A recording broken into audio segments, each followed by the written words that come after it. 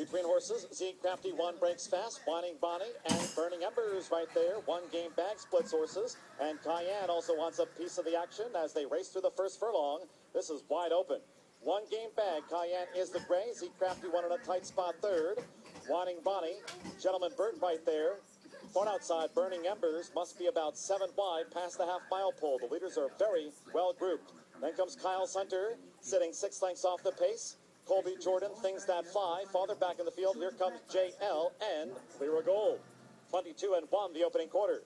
Well back behind the rest is Fixed Interest as they come up toward the quarter pole.